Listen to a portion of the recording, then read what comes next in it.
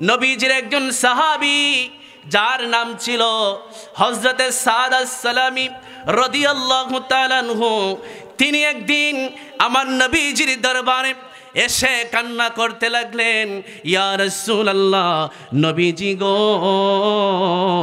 8 মাস ধরে আমি আপনার দরবারে আসি, দিনগর ধর্ম গ্রহণ করার পর থেকে 8 মাস ধরে আমি আপনার দরবারে আসি গো নবীজি। ইয়া রাসূলুল্লাহ, আমি শুনেছি আপনি একদিন হাদিস শরীফ বলেছিলেন, আপনি সাহাবীদেরকে নিয়ে আলোচনা করতেছিলেন, আন-নিকাহু মিন সুন্নতি ফামান রাগিবা আন সুন্নতি ফালাইসা মিন্নি। ইয়া রাসূলুল্লাহ, নবীজি আমি শুনেছিলাম আপনি বলেছেন, এ আমার উম্মতের দল শুনো, সামর্থ্যবান কোন মানুষের উপরে যারা বিয়ের সামর্থ্য রাখে, আমার আল্লাহ তাআলার বান্দা যারা বিয়ে করার সামর্থ্য রাখে, তারা যদি সামর্থ্য থাকার পরেও বিয়ে না করে, তাহলে কাল হাসরের ময়দানে তারা আমার উম্মত হবে না। যারা আমার সুন্নত বিয়ে কি যারা সামর্থ্য থাকার পরেও করবে না, তারা কাল হাসরের ময়দানে আমার উম্মত হবে না। সাদ আস-সুলামি কান্না করা শুরু করলেন, ইয়া রাসূলুল্লাহ, নবীজি আমি 8 মাস হলো ইসলাম ধর্ম গ্রহণ করেছি। ইয়া রাসূলুল্লাহ, যেদিন থেকে শুনেছিলাম আপনি বলেছেন বিয়ে করার সামর্থ্য থাকার পরও যদি কেউ বিয়ে না করে, তাহলে সে আপনার উম্মত হবে না। ওগো নবীজি, আমি সাদ আস-সুলামির মনের ভিতরে বড় দুঃখ, আমার ভিতরে বড় কষ্ট।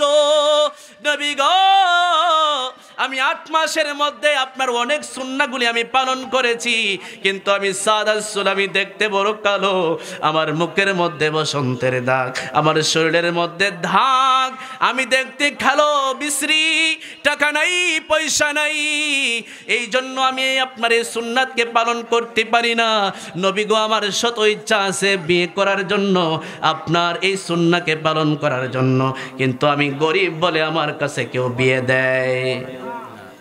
এটা কিন্তু এখন একটা ট্রেন্ড আছে, স্বামী যদি একটু কালো হয় তাহলে এবারে কেউ বিয়ে করতে, যারা সুন্দরী মহিলা আছে তারা একটু দ্বিধাবোধ করে, আমি এত সুন্দর, আর খালা জামার দ্বারা বিয়ে বইতাম। নাউজুবিল্লাহ বলবেন না। কালা মানুষ যিনি বানাইছে তিনি কে? সাদা মানুষ যিনি বানাইছে তিনি কে? এক আল্লাহর হাতেই তো সৃষ্টি, ঠিক কি না? এক মালিক আমাদেরকে সৃষ্টি করেছেন। এখানে কালো, ধনী, গরিব, এটার মধ্যে কি কোনো পার্থক্য আছে? আমার নবী বলেছেন, লা ফাদিলাতাল আরাবি ওয়ালাল আজামি। আমার নবী বলেন, আরবের উপরে অনারবদের কোনো শ্রেষ্ঠত্ব নাই, আর অনারবদের উপরে আরবদের কোনো শ্রেষ্ঠত্ব নাই। ধনীর উপরে গরিবের কোনো শ্রেষ্ঠত্ব নাই, ধনীর উপরে গরিবদের কোনো শ্রেষ্ঠত্ব নাই, বরং আমার আল্লাহ তাআলার কাছে ওই ব্যক্তি হলো সবচেয়ে দামি, ওই ব্যক্তি হলো সবচেয়ে শ্রেষ্ঠ, যার ভিতরে আমার আল্লাহ তাআলার ভয় বেশি। নবীর সাহাবী বলতে লাগলেন, ইয়া রাসূলুল্লাহ, আমি বিয়ে করতে পারি না, আমি কালো হওয়ার কারণে, টাকা পয়সা না থাকার কারণে বিয়ে করতে পারি না। নবী গো, আমি বিয়ে করবো এটা আমার শখ নয়, আমার কোনো এটা শখ নয়, আমি বিয়ে করব আমার নিয়ত হলো আপনার সুন্নতটাকে আমি পালন করব। আল্লাহু আকবার বলেন।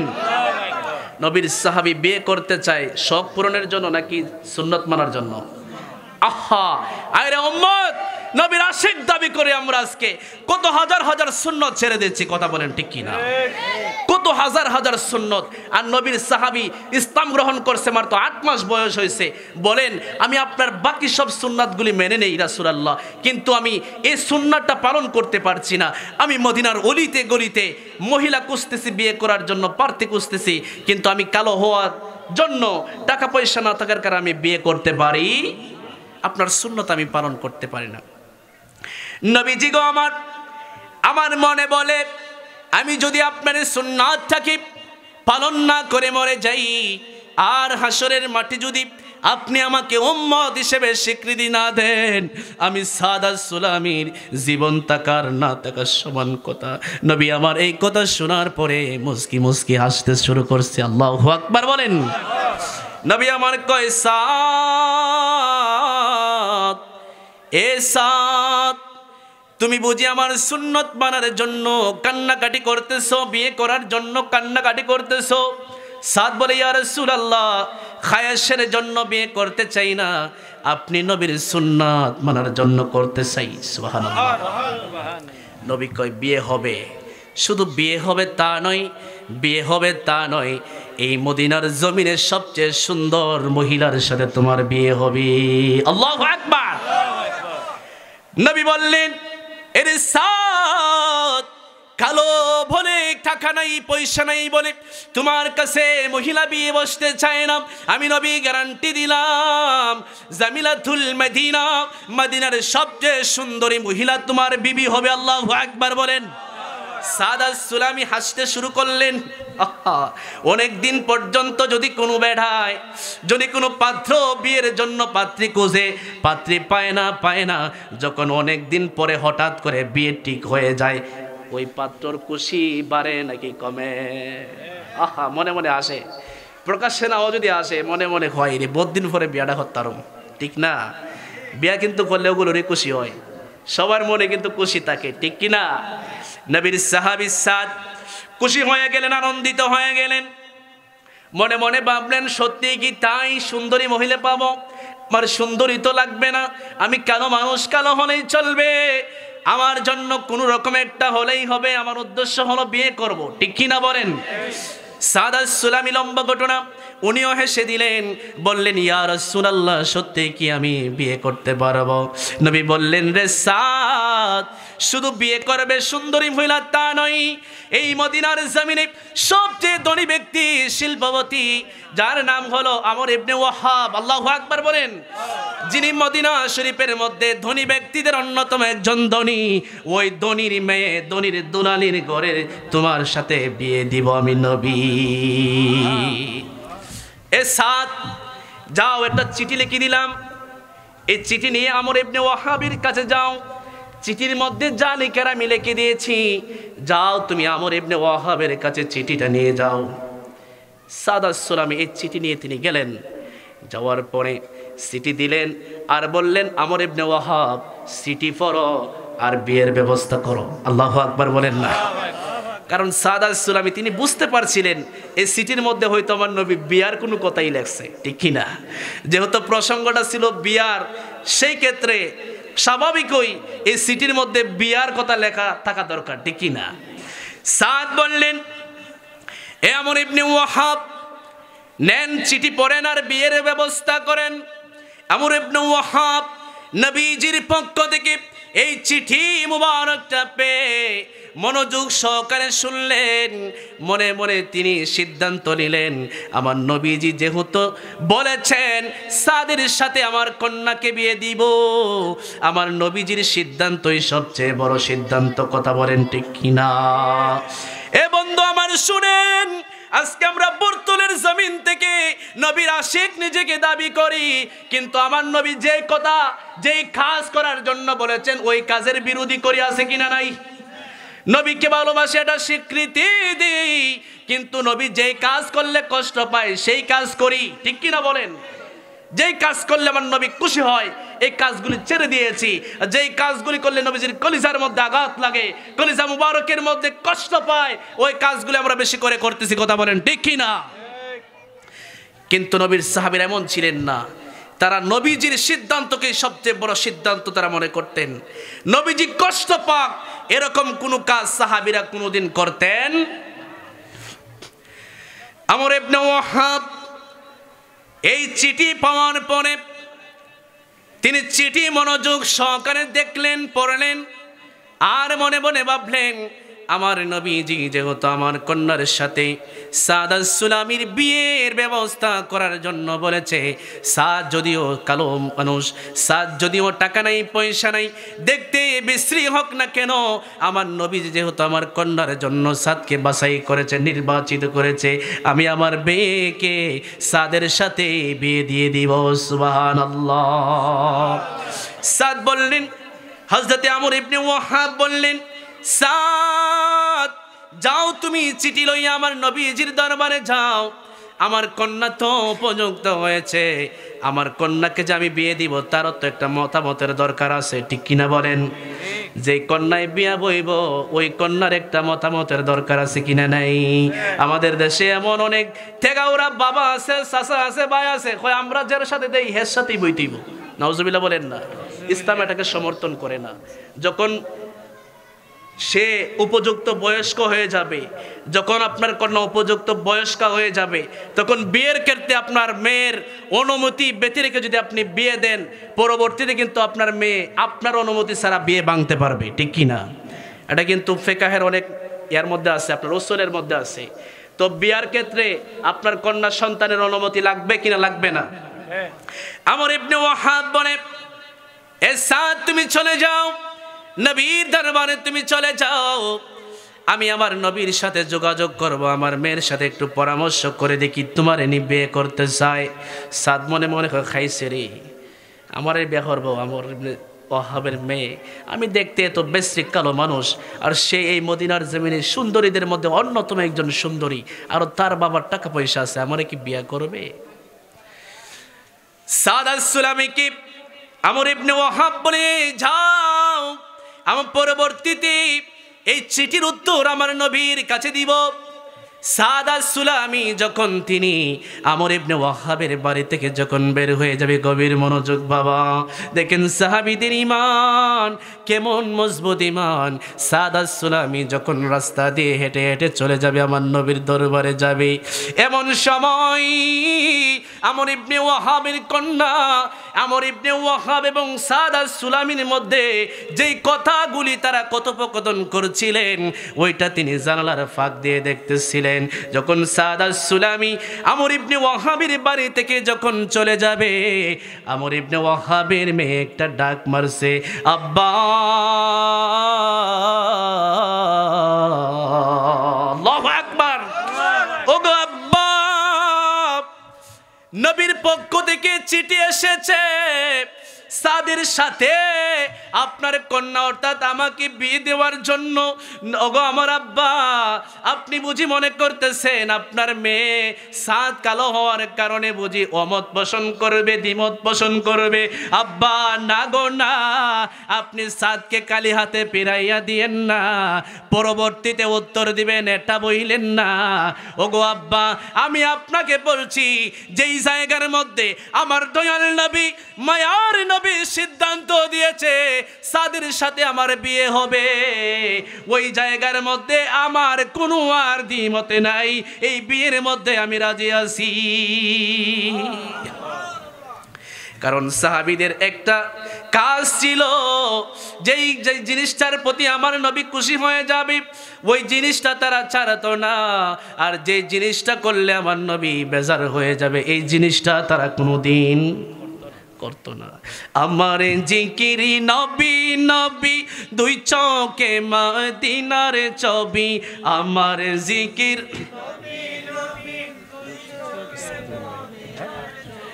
নবীর প্রেমে দিতে রাজি, নবীর প্রেমে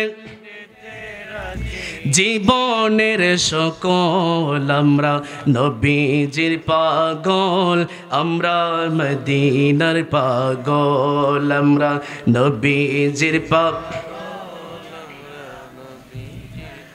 মদিনারি দোল ভালি মোরে মদিনারি নয়নের কাজল, আমরা নবীজির পাগল, আমরা মদিনার পাগল, আমরা নবীজির পাগল। সকলে একটু জোরে সরে বলেন আল্লাহু আকবার। এ বন্ধু আমার, ওয়াহাব ইবনে আমর ইবনে ওয়াহাবের মেয়ে বলি, আব্বা বিয়ের ব্যবস্থা করেন, পরবর্তীতে আপনি চিঠির উত্তর দিবেন সেটা বললেন না। আপনি মনে মনে ভাবতেছেন আমি নি কালো বলে তাকে অস্বীকার করি স্বামী হিসেবে। আব্বা গো, আমার তো বড় নসিব ভালো হয়ে গেছে, আমার নসিব বড় ভাগ্য বড় ভালো হয়ে গেছে, কারণ দু জাহানের বাদশা নবী আমার জন্য পাত্র রেডি করেছে, ঠিক করেছে। সুবহানাল্লাহ। আমর ইবনে ওয়াহাব বলে, সাদরি যাও, নবীর দরবারে যাও, গিয়ে বলো নবীজি যার জন্য তুমি সাদের জন্য যে আমার কন্যাকে পাত্রী হিসেবে বাছাই করছে, ওইটার মধ্যে আমরের ও কোনো দ্বিধাবোধ নাই, কোনো ধরনের মনের মধ্যে কোনো মন কষাকষি নাই, আর আমার মেয়ে ওই বিয়ের মধ্যে রাজি আছে। আমার নবীকে গিয়ে যখন বললেন, ইয়া রাসূলুল্লাহ, এই চিঠি পাওয়ার পরে হযরতে আমর ইবনে ওয়াহাব এবং ওনার মেয়ে উভয়জনই বিয়ের মধ্যে রাজি হয়ে গেছে। নবী বললেন, রে সাদ, এবার বিয়ে হবে, তোমার কাছে কোনো টাকা পয়সা আসেনি? সাদ বলল, ইয়া রাসূলুল্লাহ, টাকা পয়সা কোথা থেকে থাকবে? আমি তো তেমন বড় লোকের ঘরে জন্ম নেই নাই নবী গো, আমি তো তেমন কোনো ব্যবসা করি নাই, কোনো বাণিজ্য করি নাই, আমার হাতে টাকা কেমন ভাবে থাকবে? নবী বললেন, রে সাদ, বিয়ে করলে তো কিছু টাকা পয়সার দরকার আছে, অন্তত বউকে তো তুমি কিছু মোহরনা দিতে হবে, কিছু গয়নাপাতি দিতে হবে। ওই ইয়া রাসূলুল্লাহ, আপনি একটু ব্যবস্থা করে দেন, আমি যদি সুযোগ পাই আমি আপনাকে আবার পরবর্তীতে ঋণটা দিয়ে দিব। নবী বলেছেন, বিয়ের জন্য যদি কেউ আপনার দ্বারা ধার চায়, সহযোগিতা চায়, এই কাজের সহযোগিতা করলে যিনি সহযোগিতা করবেন তাকেও আল্লাহ তাআলা জাযায়ে খায়ের দান করবেন। আমরা তো করি না বাবা, আমরা করি কখন জানেন? যখন বলে 1000-এ মাস শেষে 500 দিব, তখন ঘরের মধ্যে টাকা না থাকলে অন্য বাড়ি থেকে হাওলাদার নেন না, দিয়েই তো বড়া 1 মাস পরে 500 টাকা পাইলেন, নাউজুবিল্লাহ বলতেন না? যদি প্রয়োজন লাগে গিয়ে বলছেন, ভাই আমাকে 10,000 টাকা দেন, হারাম রে ভাই নাই, হারাম, এরকম বলে, এইভাবে বলে, কিন্তু হারাম রে ভাই নাই যদি কোন মাসে দিমনে লাগাইয়া কিছু, তখন দেখবেন ভর্তি বড় বড় টাকা বাইর হয়, আছে কিনা নাই? আপনারা বলেন, মাস শেষে যেই টাকা মুনাফা নেবে ওই টাকাটা কি হালাল নাকি হারাম? আরো জোরে বলেন, হালাল নাকি হারাম?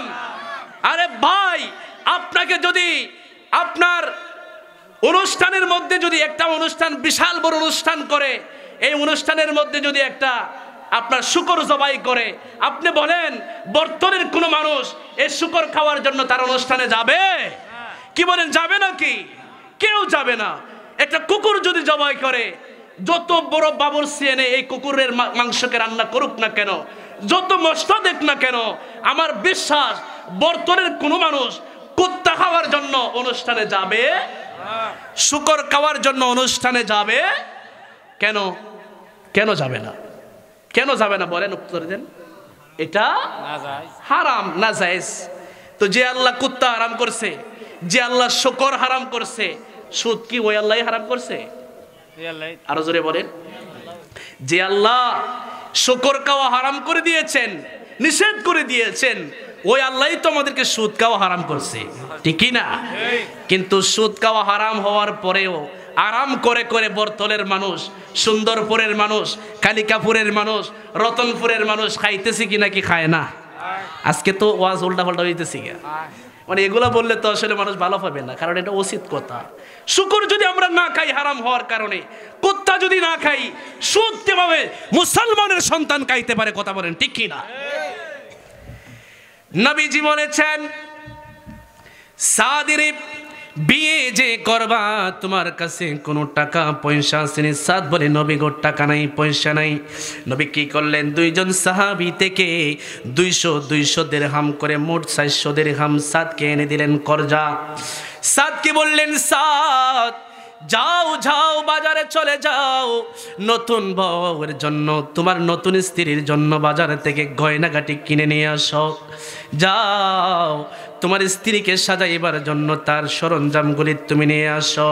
সাদ যখন 400 দিরহাম টাকা লিয়া, 400 দিরহাম লইয়া যখন বাজারে যাবে বউয়ের জন্য শাড়ি আনার জন্য, গয়না আনার জন্য, সাদ যখন রওনা হয়ে গেছে, বাজারের মধ্যে যখন উপস্থিত হয়ে যায়, ওই সময় কে যেন এলান করে দিয়েছে, রে কে কোথায় আছো, তাড়াতাড়ি তোমরা জিহাদের ময়দানে যাও, কাফের মুশরিকদের সাথে মুসলমানদের জিহাদ লেগে গেছে।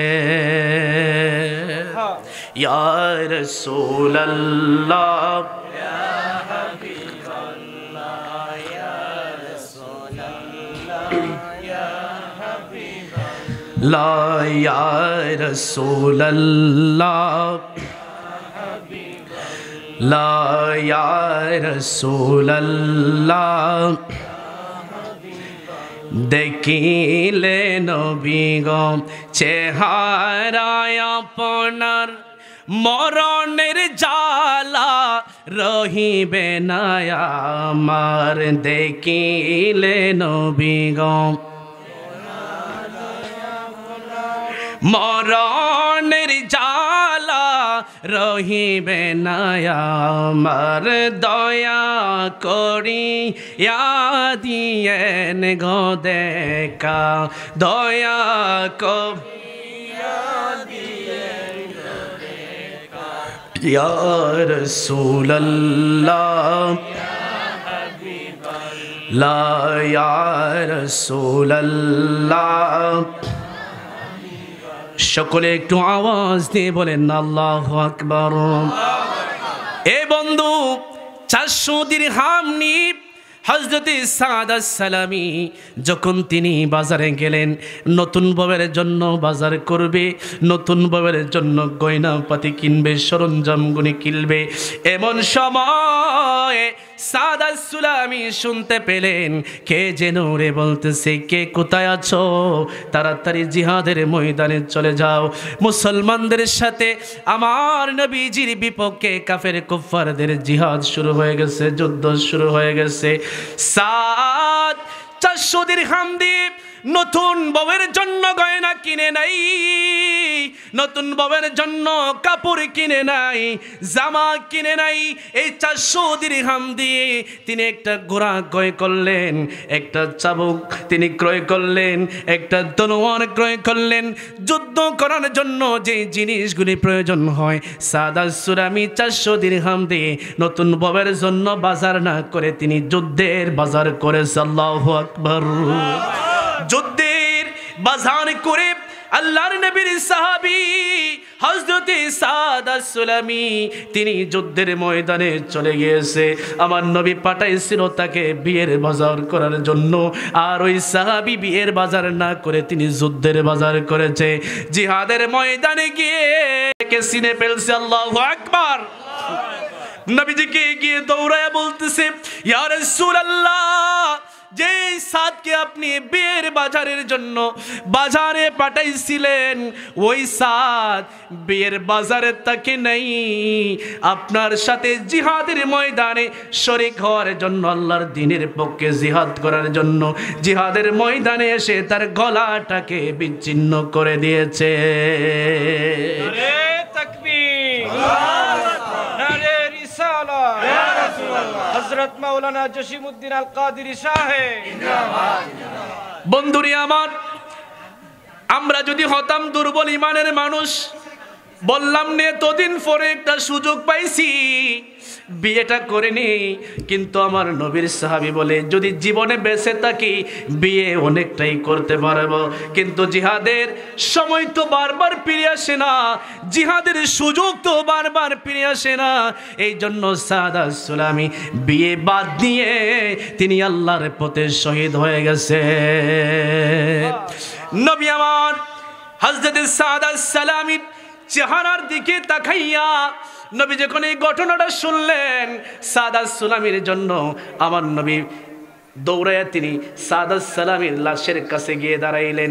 গিয়ে দাঁড়াইয়া সাহাবায়ে কেরাম লক্ষ্য করলেন আমার নবী সাদ আস-সালামীর চেহারার দিকে যখন তাকায় একবার হাসে আর একবার কান্দে। আল্লাহু আকবার। একবার হাসে আর একবার কান্দে। সাহাবায়ে কেরাম প্রশ্ন করলেন, ইয়া রাসূলুল্লাহ, নবীজি, ও গো মায়ার নবী, দয়াল নবী, আপনার সাহাবী সাদের চেহারার দিকে তাকাইয়া আপনি একবার হাসেন আর একবার কান্দেন, ব্যাপারটা কি গো নবী? আমার নবী অনেক পিরাপিরি করার পরে সাহাবীরা যখন জিজ্ঞেস করতে লাগলেন, নবী বললেন, রে সাহাবী, আমি কান্দি কারণ আমার সাহাবী সাদের অনেক আশা ছিল সে একটা বিয়ে করবে। আমার সুন্নত দুনিয়ার জমিনে পালন করবে, তার একটা আশা ছিল, কিন্তু দুনিয়ার জমিনে সে বিয়ে করতে পারে নাই, আমার সুন্নতটাকে পালন করতে পারে নাই। এটার জন্য আমি নবী কান্দি। আর আমি হাসি কিসের জন্য জানুনি? আমি নবী যা দেখি তোমরা তা দেখো না। আমি সামনে যা দেখি পিছনেও তা দেখি। আমি লক্ষ্য করে দেখতেছি আমার সাদকে রিসিভ করার জন্য আল্লাহ পাকের হুরগুলি, সুন্দর সুন্দর রমণীগুলি অপেক্ষা করতেছে। এ ভাই, আল্লাহর পথে যদি জীবন চলে যায়, এই জমিন থেকে তো একদিন এমনিতেই জীবন যাবে। কথা বলেন ঠিক কিনা? এই জমিনে কোনোদিন কেউ কিয়ামত পর্যন্ত থাকতে পারবে? কেউ পারবে না, কেউ পারে নাই।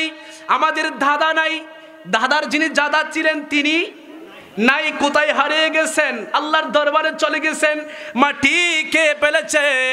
আমরাও একদিন চলে যাব, কিন্তু এই চলে যাওয়াটা যদি আল্লাহর রাস্তায় হয়ে যায়, আমরা চির অমর হয়ে যাব। কথা বলেন ঠিক কিনা? আল্লাহর পথে যারা জীবন দেয়, আমার আল্লাহ তাআলা বলেছেন, ওয়ালা তাকুলু লিমান ইউকতালু ফি সাবিলিল্লাহি আমওয়াত। আল্লাহু আকবার। বাল আহইয়াউ ওয়ালাকিন লা তাশউরুন।